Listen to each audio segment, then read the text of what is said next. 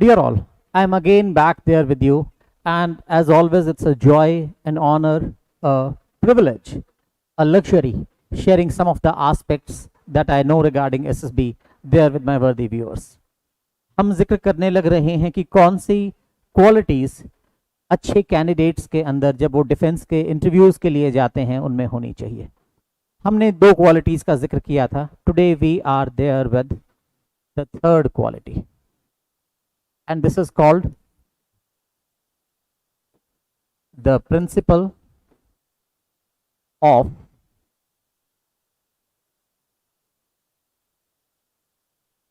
awkward silence. अजीब सा लगेगा. Normally this is not something that is given there in the books. The principle of awkward silence. Normally हम SSB की किताबें उठाते हैं तो हमें बताया जाता है, oh you got to be that fluent, you should be very comfortable whenever it comes to expressing your points of view, you must be very fluent and confident in saying those kind of things. हम एक बात को भूल जाते हैं कि मान लो हमारे से कोई बातें फैक्चुअल पूछी जाएं तो पक्की बात है हम बहुत आराम से बता पाएंगे, खूब कॉन्फिडेंटली बता पाएंगे, इवन खूब फ्लुएंसी से बता पाएंगे. और जैसी उनकी एक और क्वालिटी होती है, to be able to convey your point of view in minimum possible words. थोड़े से थोड़े शब्दों में गहरे भावों को भी हम एक्सप्रेस कर पाएंगे. पर we need to understand कि उन्हें सिर्फ फैक्चुअल इंफॉर्मेशन को वो नहीं देख रहे होते हैं, वो तथ्यों के ज्ञान को नहीं देखने लग रहे हैं, वो हमारे एनालिसिस को देख रहे हैं. और एनालिसिस का मतलब होता है ढेर सारी इंफॉर्मेशन के बाद आपके पास कुछ बड़ा ओरिजिनल है, एक निचोड़ निकला है, एक सारांश निकला है.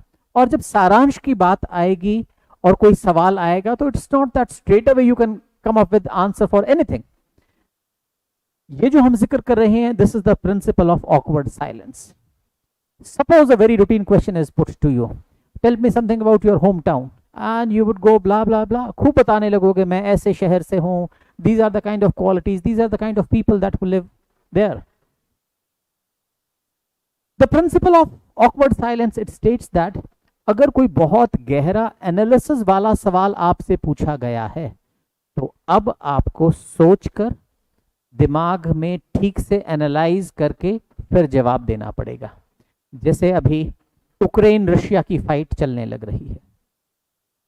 मान लो आपसे पूछा जाए from the side of the interviewer, do you think Vladimir Putin is justified in declaring a war on Ukraine?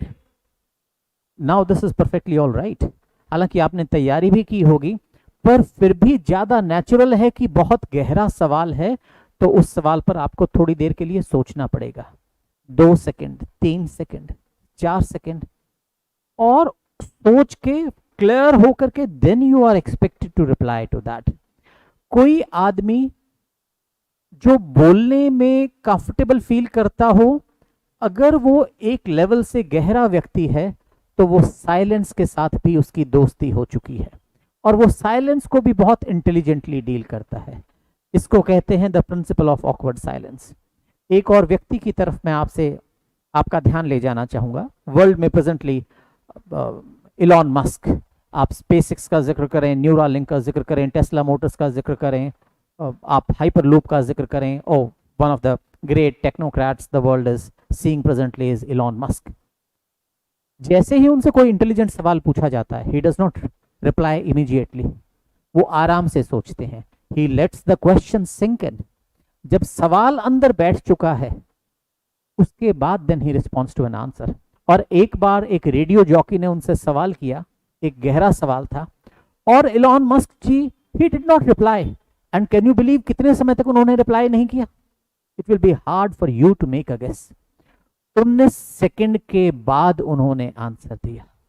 अगर कोई इस चुप्पी के साथ भी कंफर्टेबल है, चुप्पी मूर्खता को नहीं दिखाता, चुप्पी इस बात को दिखाता है कि आपके ब्रेन के अंदर something really analytical is happening. तो इस क्वालिटी की तरफ भी, the principle of awkward silence की तरफ भी मैं आप सब स्टूडेंट्स का ध्यान चाहूंगा. Thank you so very much.